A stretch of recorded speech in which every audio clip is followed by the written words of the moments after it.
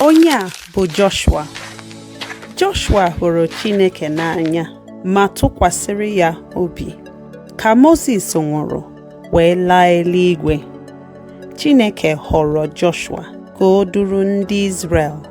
Chineke kwere ụmụ Israel nkwa ala mara mma. Chineke gwara ya sị, atụkwala egwu, aga m anọnyere gị ebe ọbụla ị na-aga. Mgbe Joshua na ndị nke Chineke rutere n'ala ahụ, ha chọpụtara na Jeriko nwere mgbidi toro ezigbo ogologo nakwa ụzọ siri ike. Ha kpọchisiri ọnụ ụzọ ha ike. Joshua tụgharịrị uche otu ha ga-esi banye n'ime. Chineke gwara Joshua ihe ọ ga-eme. Gbaa obodo ahụ okirikiri otu ugboro ruo ụbọchị 6. Kpọrọ ndị ụkọchukwu na opi 7. Atụkwala egwu. Ụtụtụ ọbụla, ha biliri were nwayọọ gbaa Jeriko okirikiri. Mgbe ha mechara, ha laghachiri n'ụlọ ikwu ha. Ụbọchị mbụ, ụbọchị abụọ, ụbọchị atọ, ụbọchị anọ, ụbọchị 5, ụbọchị 6. Ndị Jeriko na-ele ha anya site n'ime mgbidi ha. Ha nwere mgbagwoju anya. Ha aghọtaghị ihe na-eme.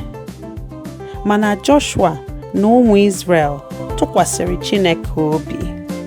N'ụbọchị nke 7, Chineke wee sị ha, Tata, gaa gbaa n'obodo ahụ okirikiri ugboro 7. N'isi ụtụtụ, ha malitere wee bido.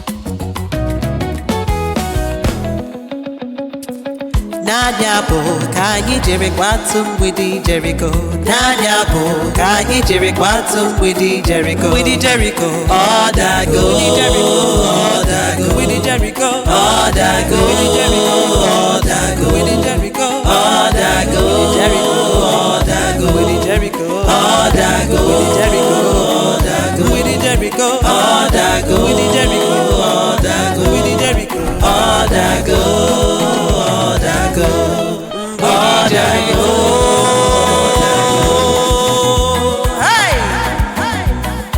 Mgbe ha mezuru ugboro nke 7, ndị ụkọchukwu wee welie opifa.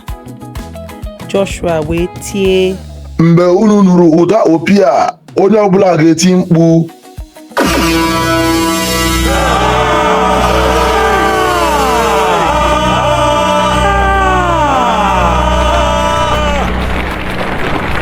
Ozugbo ala wee mawa jijiji.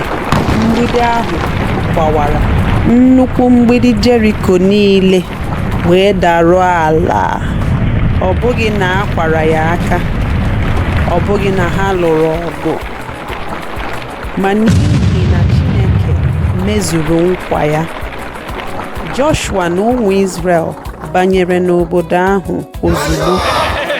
Ha kelere Chineke maka ike ya na ịhụnanya ya. Chineke debere nkwa ya. Joshua na ụmụ Israel gawa ebiri n'ebe a na-akpọ Gilgal. Ha rụrụ ụlọ, kọọ ihe, ma Chineke lekọtara ha anya. Ha dị obi aṅụrị. Ha mụtara na ike Chineke karịrị ihe niile. Joshua chetara ha ka ha na-atụkwasị Chineke obi mgbe niile, ma ha were obi ha niile soro ya. Akụkọ nke Joshua na-akụziri anyị na Chineke na-edebe nkwa ya. Chineke nwekwara ike inyere anyị aka mgbe ihe siri ike, ma o nweghị mgbidi buru ibu ma nsogbu karịrị Chineke.